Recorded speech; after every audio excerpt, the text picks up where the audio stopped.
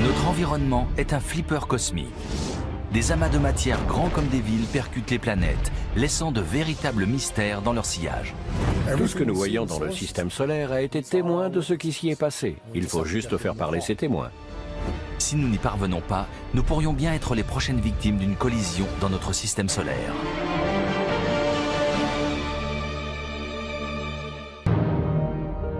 Notre système solaire ne se limite pas à 8 planètes et plus de 170 lunes tournant autour du Soleil.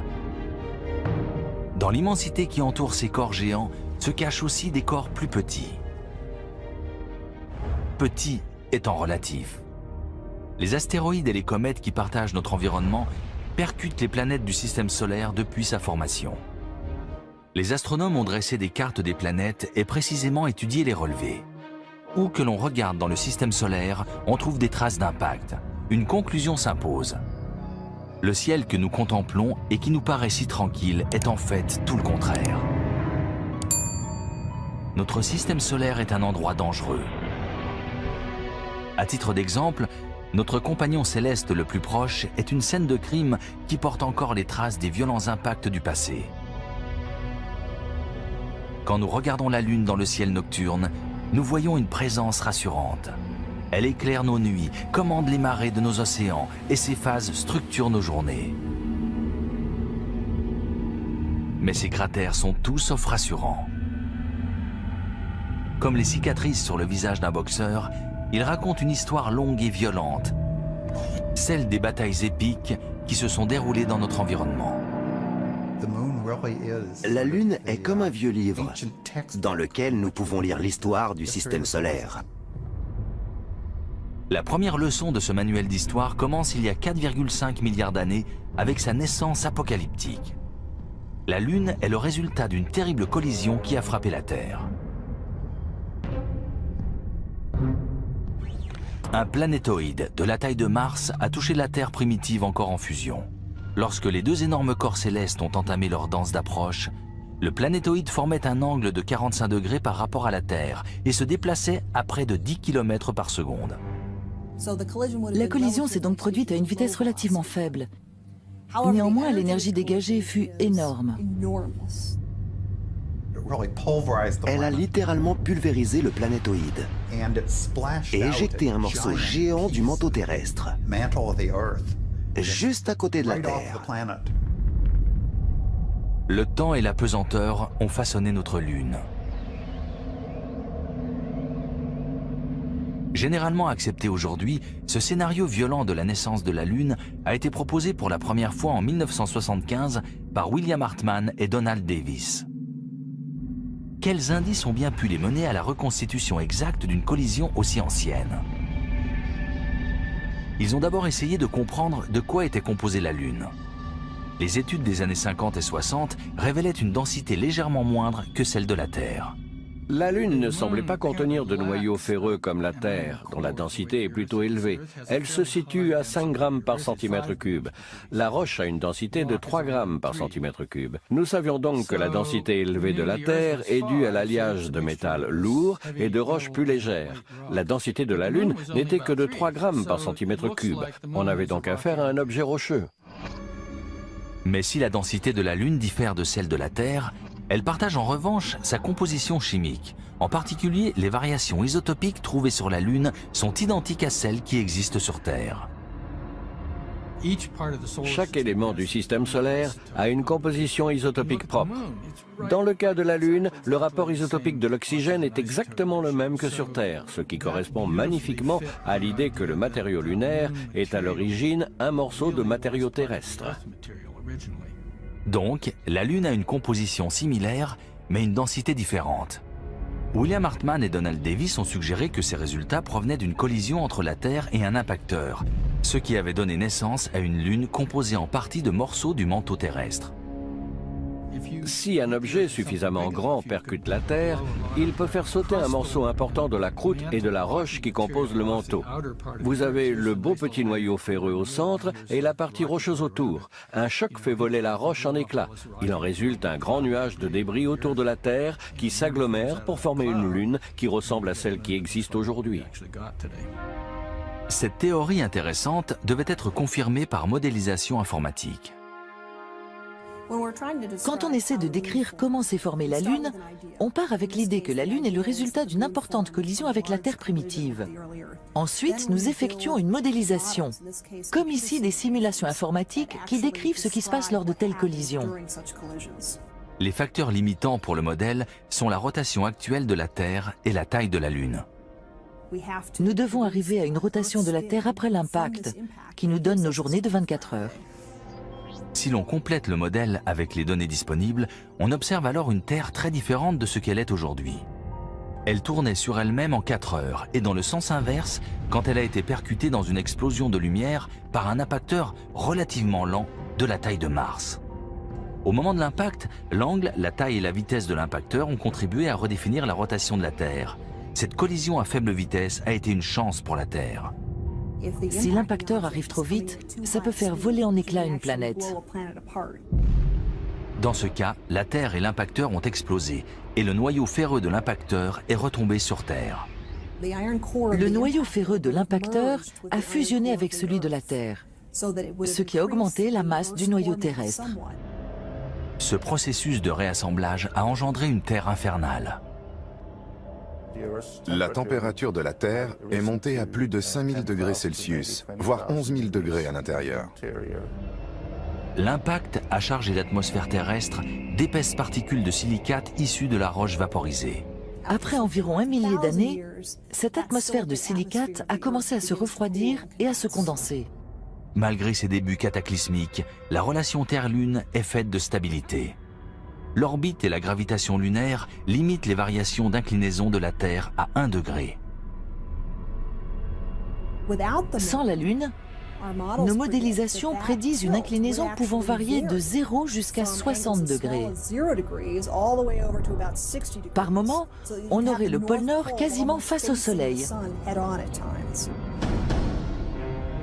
En cas de non-impact, la vie aurait tout de même pu exister, mais dans des conditions certainement beaucoup plus difficiles. Donc, malgré son caractère destructeur et spectaculaire, l'impact qui a formé la Lune a en même temps sauvé la Terre. Les collisions dans notre système solaire détruisent les mondes tout en les façonnant. Pourquoi voulons-nous comprendre les impacts? Il se trouve qu'ils expliquent beaucoup de choses sur qui nous sommes et à quoi ressemble notre système solaire. Je crois qu'il s'agit vraiment d'une question importante pour l'univers. Les preuves rapportées par les missions d'alunissage Apollo ont également aidé à résoudre une autre controverse au sujet de la Lune. D'où provient l'aspect de gruyère de sa surface? Ce paysage lunaire est-il le reste d'un passé volcanique ou bien une preuve supplémentaire de violents impacts au sein de notre système solaire? Depuis le milieu des années 70, les scientifiques proposent l'hypothèse selon laquelle la Lune est le produit d'une collision cosmique avec la Terre. Mais cette surface familière peut-elle être une preuve supplémentaire que des éléments de notre système solaire sont percutés par des objets célestes? Jusque dans les années 60, la plupart des scientifiques pensaient que les cratères qui couvrent la surface de la Lune étaient les cônes d'anciens volcans éteints. Je suis entré à l'université en 1961. On publiait encore des livres de scientifiques honnêtes, réputés, qui défendaient la thèse de l'origine volcanique des cratères lunaires. L'astrologue Gene Shoemaker était convaincu que la Lune avait été victime de millions d'impacts de météorites. Il avait fondé sa théorie sur ses études des cratères d'impact terrestre, qui sont difficiles à reconnaître et rares. Pourquoi donc y a-t-il tant de cratères d'impact sur la Lune et si peu sur Terre? Sur Terre, les cratères sont souvent estompés à cause de l'atmosphère, de la tectonique des plaques, de ce qui se passe ici sur Terre. Les travaux de Gene Shoemaker ont établi que les cratères d'impact ont des caractéristiques particulières que l'on peut reproduire en tirant une balle dans du sable. On trouve d'abord un contour en forme de bol et également ce qu'on appelle l'éjecta. Au moment de l'impact, la météorite projette un panache de débris qui forme une couronne autour du cratère. Gene Shoemaker a répertorié l'anatomie des cratères d'impact en étudiant ceux laissés par les essais nucléaires sur le site de Yucca Flat dans le Nevada. À la suite de ces travaux, on a découvert de plus en plus de cratères d'impact sur Terre. Fort de ces connaissances, Gene Shoemaker a voulu profiter des missions d'alunissage Apollo pour prouver que la Lune est recouverte de cratères d'impact. Il a formé les astronautes au prélèvement d'échantillons afin de mettre sa théorie à l'épreuve. Il les a emmenés se promener, une pioche à la main, pour bien leur faire comprendre la géologie de la Terre, afin qu'une fois sur la Lune, ils soient capables de penser en géologues. Formés par Gene Shoemaker, les astronautes de la mission Apollo ont rapporté la preuve qui manquait aux scientifiques. Les cratères lunaires étaient des cratères d'impact et non des volcans éteints. La Lune est un témoin. Les astronautes de l'ère Apollo ont rapporté des échantillons de roches lunaires qui semblaient tous avoir le même âge. Cela a été révélateur. Les échantillons prélevés sur les cratères lunaires au cours des missions de la NASA pendant les années 60 et 70 faisaient remonter l'apparition de ces cratères à une période spécifique très ancienne.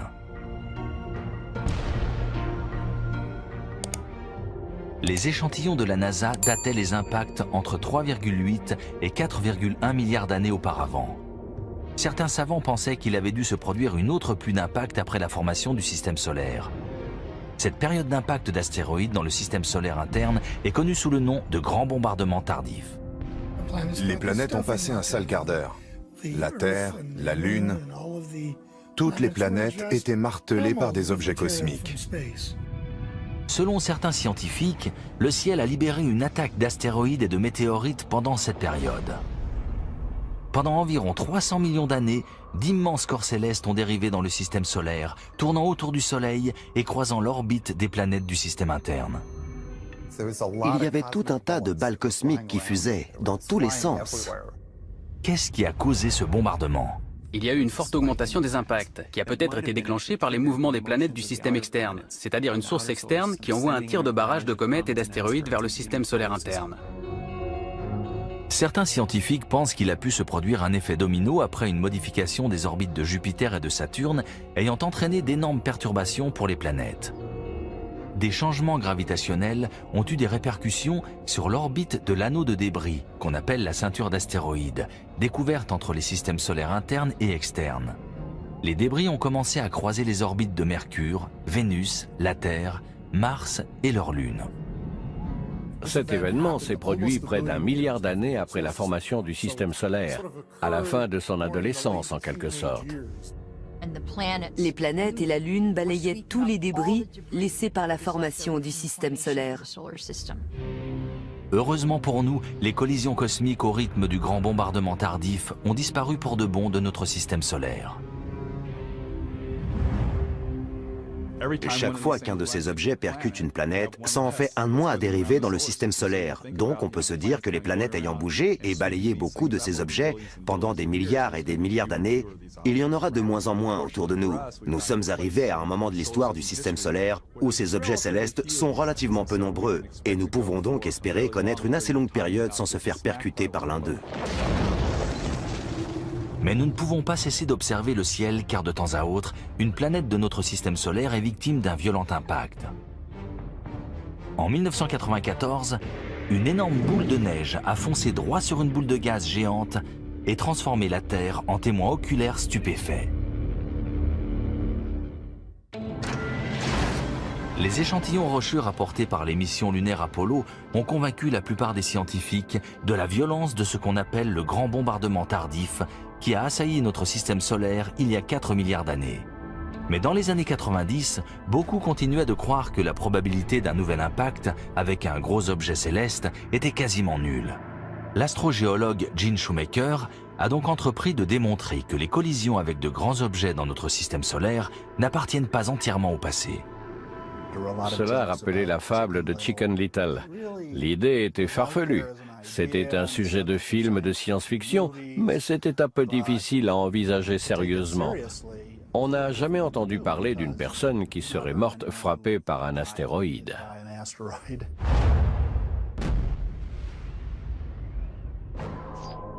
Mais Gene Shoemaker était de ceux qui ont pris au sérieux la possibilité d'être tué par un impact d'astéroïde.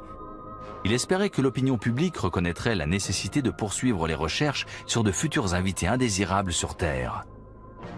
Mais d'autres pensaient différemment. Miraculeusement, en 1993, le ciel lui a fourni toutes les preuves dont il avait besoin. Dans la nuit du 24 mars 1993, Gene Shoemaker, sa femme Caroline et l'astronome amateur David Levy observaient le ciel à l'observatoire du Mont Palomar en Californie. Le ciel était nuageux, les conditions n'étaient donc pas optimales pour scruter l'univers. Ils étaient sur le point de renoncer. Je regardais le ciel et j'ai remarqué quelques trouées dans les nuages. Alors je me suis dit que si le ciel s'éclaircissait, on devrait peut-être continuer notre observation. Je gardais l'espoir qu'on pourrait voir quelque chose. David était toujours très enthousiaste. Il repoussait les limites quand il s'agissait de filmer nos observations. Gene Shoemaker, en revanche, était réticent. La pellicule coûtait cher et la nuit n'était pas prometteuse. Mais David Levy n'a pas baissé les bras et c'est lui qui l'a emporté. Ils ont enregistré 4 bobines de film cette nuit-là. En les visionnant, Caroline Shoemaker a tout de suite su qu'elle avait quelque chose d'inhabituel. Elle a bondi de sa chaise en disant « David, Gene, je ne sais pas ce que j'ai là, mais ça ressemble à une comète aplatie. » Aucun de nous ne savait exactement de quoi il s'agissait. Nous n'avions jamais rien vu de tel. Afin de confirmer leur découverte, David Levy a immédiatement appelé son ami James Scotty à l'observatoire de Kitt Peak en Arizona. James Scotty était dubitatif, mais il a accepté de jeter un œil. Je l'ai rappelé 2 heures plus tard. Je lui ai demandé « Ça va ?» Il m'a répondu « Le bruit que tu entends, c'est ma mâchoire qui traîne par terre. » Je lui ai demandé si on avait une comète. Il m'a dit « Oh oui, vous avez une comète. » Une comète est un corps composé de glace, parfois avec un noyau rocheux et qui tourne autour du Soleil. Aujourd'hui, nous disons astéroïde pour désigner un objet rocheux, tandis que comète désigne un objet de glace. Mais avec ces définitions, nous commençons à nous rendre compte que nombre d'objets de la ceinture d'astéroïdes sont en réalité constitués de glace. Cela dépend de l'endroit où ils se sont formés. Soit ils contiennent de l'eau gelée parce qu'ils étaient loin du Soleil, soit ils se sont formés près du Soleil, auquel cas ils sont à peu près dépourvus d'eau. Il peut être difficile de prévoir le passage d'une comète, car leur orbite peut être extrêmement longue, jusqu'à 1 million d'années pour faire le tour du Soleil. Le calcul de l'orbite de la comète Shoemaker-Levy 9, comme on l'a appelée, a révélé qu'elle était passée à proximité de Jupiter en juillet 1992, et que la force gravitationnelle de la planète l'avait brisée en 21 fragments. Les comètes peuvent être très fragiles. Donc on voit un fragment ici, un autre là, mais jamais aligné comme dans notre cas. C'était vraiment une découverte très excitante. On voyait une enfilade de perles. Des perles très dangereuses, dont les calculs ont montré qu'elles étaient en route de collision avec Jupiter. Ça a été une nouvelle fantastique pour Gene, qui avait toujours voulu voir un impact. Mais les réactions dans la communauté scientifique ont été franchement mitigées. Je me souviens du jour où on a annoncé que la comète Shoemaker-Levy 9 allait entrer en collision avec Jupiter. Un étudiant est entré dans mon bureau en disant « Vous avez entendu? Une comète va percuter Jupiter !» Alors je lui ai répondu que Jupiter était très grande et les comètes très petites, et qu'il n'allait pas se passer grand-chose. C'était en effet la question. Quel type d'impact une grosse boule de neige pouvait-elle provoquer sur une boule de gaz géante? Pour Gene Shoemaker, la vitesse inouïe de la comète allait créer une collision spectaculaire avec Jupiter. Mais là encore, personne ne l'a cru. On ne savait pas grand-chose sur la composition des comètes ou leur résistance. On espérait un beau spectacle. Personne ne pensait que le résultat serait aussi impressionnant. Gene Shoemaker avait raison. Du 16 au 22 juillet 1994, le monde a regardé l'un après l'autre les fragments de la comète Shoemaker-Levy 9 percuter de façon spectaculaire les nuages de Jupiter. Les fragments étaient alignés comme les wagons d'un train de marchandises, et ils ont percuté la planète. Des panaches sont montés à plus de 3000 km au-dessus des nuages de Jupiter. On aurait pu faire tenir la Terre dans un des nuages noirs soulevés par les impacts de ces fragments. C'était très impressionnant. Impressionnant, le mot est faible. Un fragment de 3 km de long, le fragment G, a frappé la planète avec une énergie équivalente à 6 millions de milliards de tonnes de TNT, soit 600 fois la puissance de l'arsenal nucléaire et conventionnel mondial. C'est inouï. Regardez, incroyable. C'est quelque chose qui n'arrive qu'une fois dans la vie. Notre compréhension du système solaire évoluait à pas de géant au moment même où on le regardait. C'est comme ça qu'on fait de la science. La preuve était faite que les impacts n'étaient pas seulement possibles, mais inévitables et très dangereux. Selon certains, si un morceau de comète de la taille du fragment G entrait en collision avec la Terre, cela pourrait faire disparaître la majorité des formes de vie sur la planète. Savoir que les collisions dangereuses sont encore possibles dans notre système solaire n'est qu'une partie de l'héritage de Gene Shoemaker. En 1997, il est mort dans un accident de voiture alors qu'il étudiait des cratères d'impact à Alice Springs, en Australie. Je me souviens d'un dîner où un convive a demandé à un autre qui était le plus grand planétologue et le plus grand géologue du XXe siècle. Sans hésiter, il a répondu Gene Shoemaker. Gene Shoemaker a permis au monde de comprendre que les impacts dans notre système solaire sont toujours des désastres en attente de réalisation. Mais ces collisions violentes ont-elles aussi contribué à façonner les planètes environnantes, à modifier leur composition ou même leur positionnement? Par exemple, pourquoi Mars a-t-elle deux faces distinctes? Et pourquoi Uranus repose-t-elle sur son flanc? Un morceau de débris du système solaire, 10 fois plus petit que notre Lune, est lancé à travers l'espace. Les roches et les débris qui se trouvent sur son chemin sont anéantis, mais laissent des traces à sa surface. Il est en route de collision avec Mars. L'impacteur et Mars sont sur le point de tester la capacité de deux objets à occuper le même espace au même moment. Le planétoïde percute Mars dans une collision cataclysmique, projetant poussière et débris. Il ne s'agit que d'une nouvelle journée éprouvante dans la vie du système solaire interne il y a 4 milliards d'années. La trace du plus grand impact jamais subi par notre système solaire n'était pas visible jusqu'à tout récemment. Le mystère a commencé en juin 1976 alors que la sonde Viking 1 arrivait au terme d'un voyage vers Mars qui avait duré 10 mois. Elle s'est mise en orbite autour de la planète rouge et a commencé à envoyer des photos à la Terre. La sonde et sa compagne Viking 2 ont effectué plus de 2100 voyages autour de la planète et envoyé des photos des canyons, cratères, volcans et plaines de lave de Mars. Les photos ont également révélé une curieuse division de la surface de la planète. Mars a ce que nous appelons une dichotomie hémisphérique, où la moitié nord de la planète a une surface très lisse et une faible altitude, tandis que la moitié sud a une surface beaucoup plus irrégulière et une altitude élevée. Nous connaissons l'existence de cette dichotomie depuis une trentaine d'années. Le mystère demeure quant à sa formation. Dans les années 80, l'astronome Stephen Squires et le géologue Don Willems ont proposé une théorie radicale. Ce qu'on appelle la théorie de l'impact géant repose sur l'idée que la faible altitude observée au nord de Mars est en fait le plus grand cratère d'impact du système solaire. Grand comme l'Asie, l'Europe et l'Australie réunies, il recouvre 40% de la surface de Mars. Mais la théorie a rencontré des problèmes. Les scientifiques qui étudiaient les contours du cratère ont relevé une forme de haricot plutôt que l'ellipse que l'on s'attend à trouver avec ce type d'impact. Une équipe de scientifiques, dont font partie Jeffrey Andrews Hanna et Bruce Banerdt, ont récemment entrepris de mettre au point une image plus nette de ce cratère d'impact.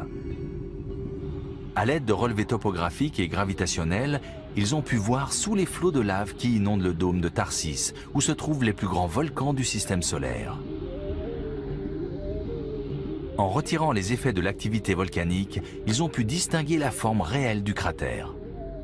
Il nous a donc été donné de voir ce qui était là depuis sans doute 4 milliards d'années.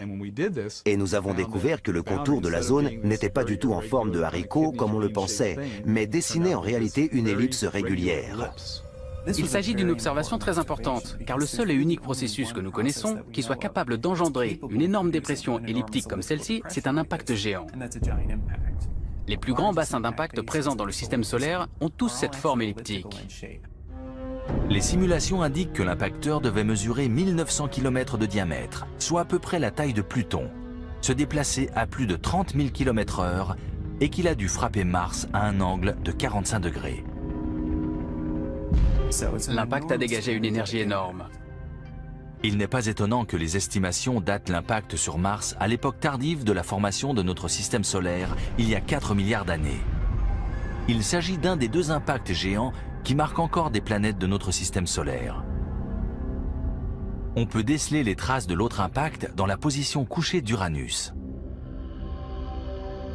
Située au bout du système solaire, Uranus est plutôt terne. Elle possède des anneaux, mais bien moins spectaculaires que ceux de Saturne. Uranus est une géante de glace, mais elle est ridicule à côté de ses voisines Jupiter et Saturne, qui sont des géantes gazeuses. Comme la Terre, Uranus a un noyau solide, mais la similitude s'arrête là. On ne pourrait pas poser de vaisseau à sa surface. Son atmosphère est extrêmement dense, à tel point qu'on dirait du pudding. Ce pudding repose sur un lit de glace qui compose le manteau de la géante. Mais la caractéristique spectaculaire qui différencie Uranus des autres planètes, c'est qu'elle est complètement de travers. Pendant des années, son alignement étrange a intrigué les astronomes.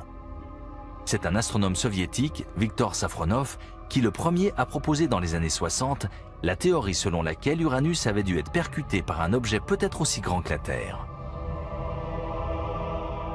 Toutes les planètes ont un axe de rotation avec le pôle nord et le pôle sud aux 2 extrémités. La Terre est inclinée de 23,5 degrés, Mars de 25 degrés, Jupiter a une inclinaison quasi nulle. Mais Uranus est très étrange parce qu'elle penche de plus de 90 degrés. Viktor Safronov a suggéré que ceci pouvait être le résultat d'un impact avec un objet qui, si je me souviens bien, devait représenter 3% de la masse d'Uranus. Donc, imaginez une planète ronde qui tourne sur elle-même, qui se fait percuter sur sa tangente, juste au sommet. Le choc la renverse, les débris se dispersent et vous avez désormais une planète qui tourne sur elle-même, couchée sur le côté.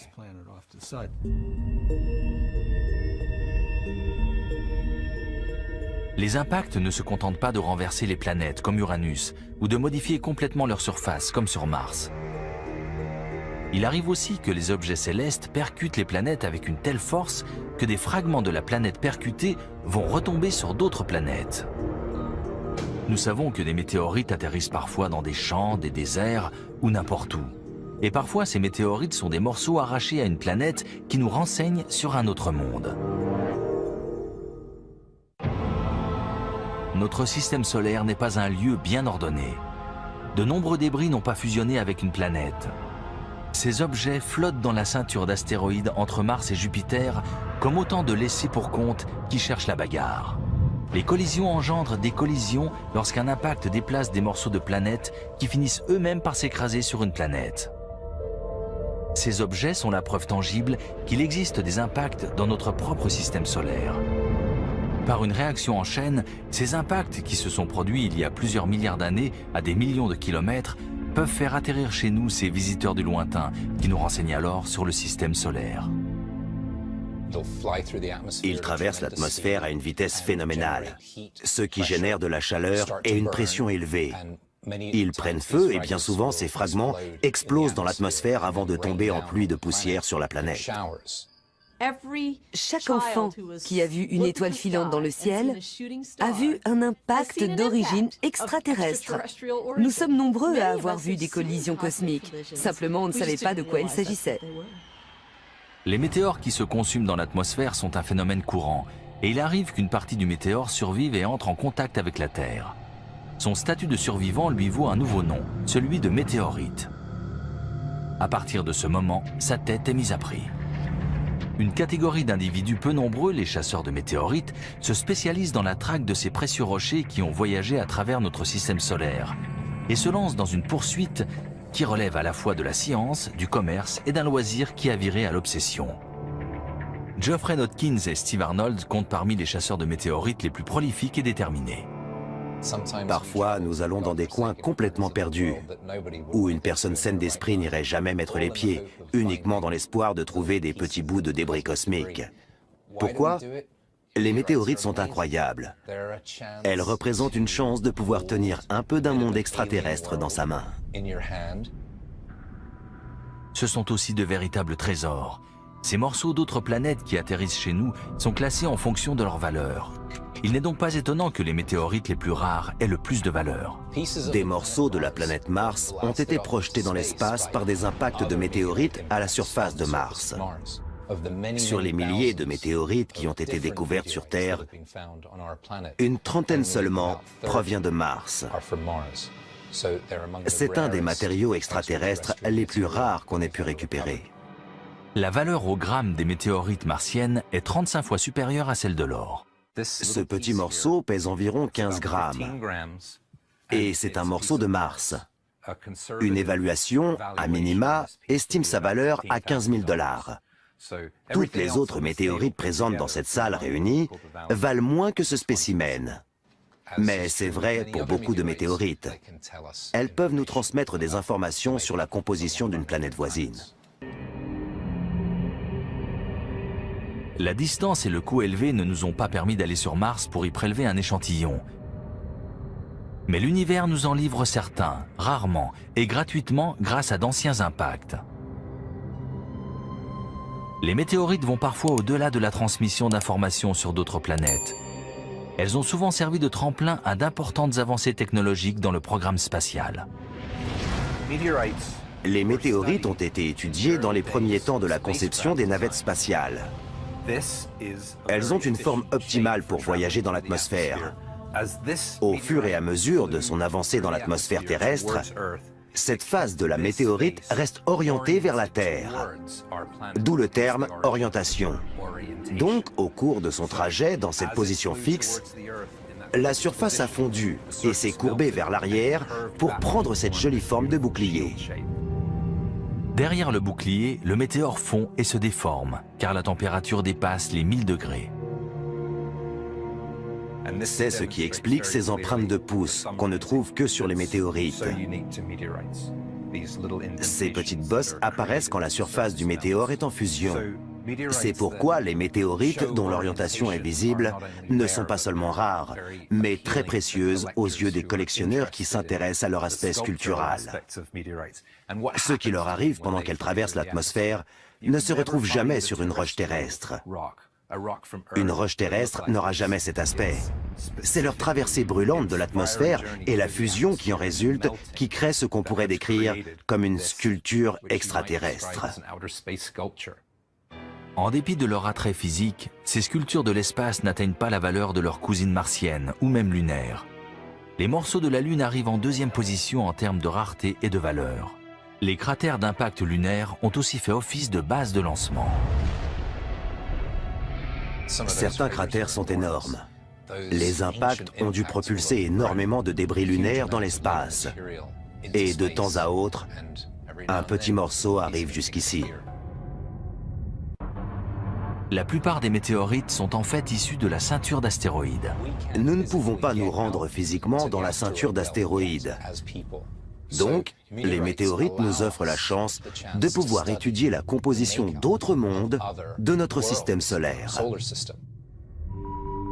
Certains sites sont encore riches de météorites. On creuse notamment beaucoup à Brenham, au Kansas.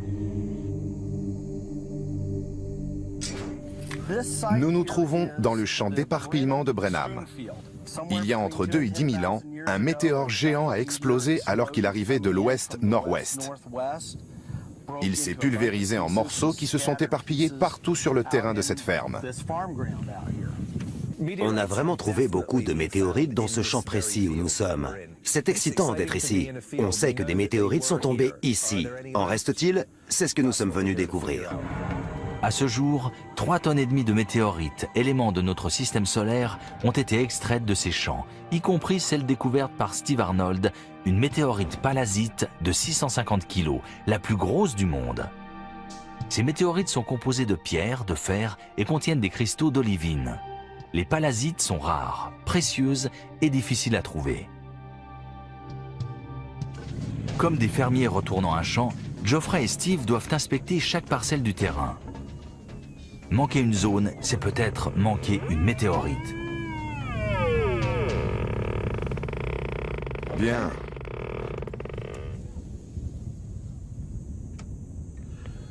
On va localiser l'objet, voir ce que c'est.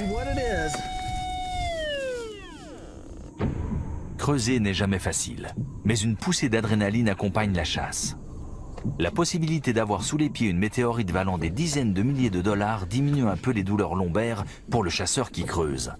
Par contre, ça ne diminue pas la déception de trouver une fausse météorite, comme cette roue pleine de rouille. C'est la plus belle de nos fausses météorites, à vrai dire. C'est clair. Elle ne vaut rien, bien sûr. La chasse se poursuit dans un champ 3 km au sud.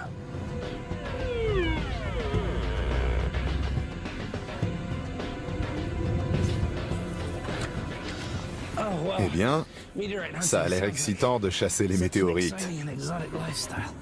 Cette fois, l'excitation est légitime. Ils ont trouvé quelque chose dont la forme et le contenu métallique suggèrent qu'il s'agit bien d'une météorite. Vise-moi ça. Ça m'a l'air d'être un beau morceau. Je l'ai. Regarde. Félicitations. Félicitations. Oui. Elle est enterrée là depuis peut-être 5, 10, 15 000 ans, dans l'attente d'être enfin mise au jour. La forme classique de la météorite, sa face aplatie par la chaleur dégagée lors de son entrée dans l'atmosphère terrestre, et son poids, près de 20 kg, pourrait en faire une découverte de premier ordre. 20, 25 000 dollars peut-être.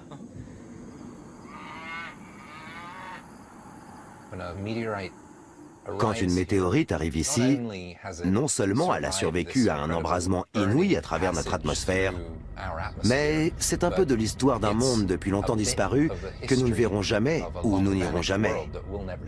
On apprend beaucoup sur le cosmos qui nous entoure en étudiant les météorites.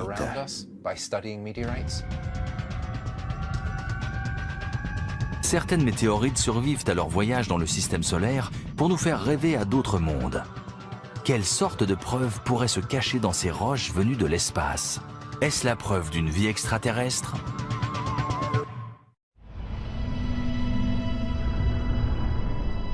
La vie. Nous en recherchons des signes dans notre système solaire. Nous interrogeons sans relâche ses origines sur Terre, mais d'où vient vraiment la vie? Pas seulement les premiers organismes vivants, mais les éléments constitutifs qui ont permis l'évolution de la vie. Les collisions cosmiques pourraient bien être la clé de la diffusion des graines de vie à travers notre système solaire et l'univers. La vie sur Terre s'est constituée il y a entre 3,5 et 3,8 milliards d'années. Au moment où le chaos du grand bombardement tardif commençait à s'apaiser et où les conditions ont permis la formation de l'eau, des astéroïdes et des comètes ont traversé le système solaire et se sont écrasés. Ces objets célestes pourraient avoir beaucoup de choses à nous dire sur le moment et le lieu où la vie s'est constituée. En effet, les molécules organiques qui sont les éléments constitutifs de la vie sur Terre dérivent aussi dans l'espace, dans les noyaux des comètes et à la surface des astéroïdes. Nous sommes constitués du même matériau que notre environnement. Et je dirais même plus, nous sommes constitués du matériau issu d'étoiles devenues lourdes, qui quand elles explosent et deviennent des supernovas, se dispersent partout dans l'espace.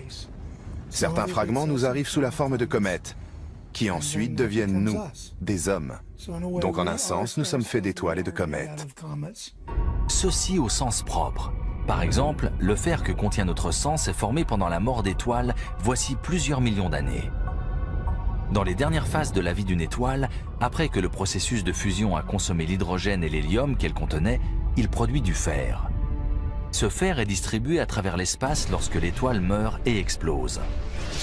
Ce système de distribution projette les éléments constitutifs de la vie dans notre galaxie et au-delà. Aussi, quand on regarde le ciel étoilé, on est en droit de se demander si la vie existe ailleurs. Étonnamment, les collisions dans notre système solaire apportent parfois la recherche de vie extraterrestre directement à la surface de la Terre. En 1984, en Antarctique, des chasseurs de météorites ont découvert une roche étrange qui a déclenché une forte controverse quant à la possibilité de la vie sur Mars. Elle n'était qu'un morceau de roche à la surface de Mars, qui vaquait joyeusement à ses occupations, quand un autre météore plus grand a percuté la planète Mars et donné une impulsion suffisante à la roche pour la libérer de la pesanteur martienne, l'envoyer dans le système solaire, où elle a vadrouillé pendant un moment, avant de rencontrer le puits gravitationnel de la Terre et de tomber sur notre planète. On lui a donné le nom de ALH 84001, et il s'agit peut-être de la météorite la plus importante jamais découverte. Today, Rock 84001 speaks of the possibility of life. The simplest explanation to us is Martian life. Elle contenait effectivement des traces de composés carbonés.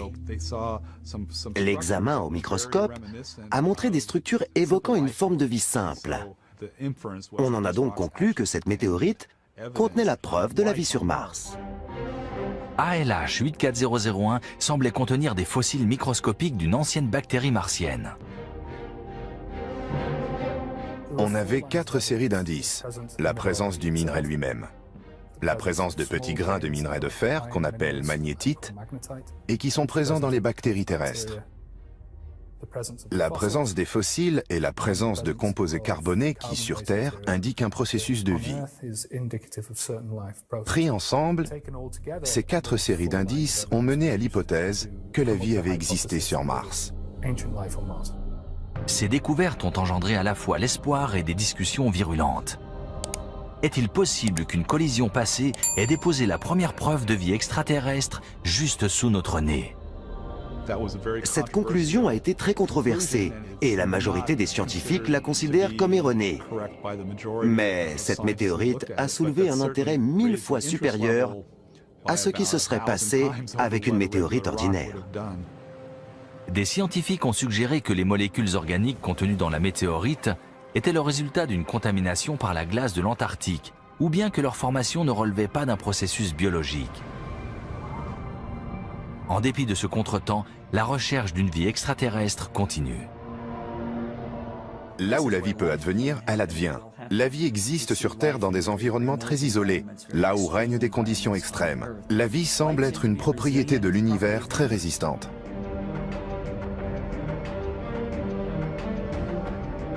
Les comètes et les astéroïdes contiennent des ingrédients nécessaires à la formation de la vie, suggérant ainsi que le système solaire est riche de ce potentiel de vie. La vie a-t-elle pu être semée dans le système solaire par ces objets célestes? Ces impacts avec les planètes ont-ils pu projeter dans l'espace les ingrédients nécessaires à la vie qui aurait germé sur une autre planète? Pourquoi pas? Nous savons que ces impacts se produisent tout le temps et qu'ils sont à la fois une bénédiction et une malédiction. Ce type d'impact peut-il être le facteur limitant ultime?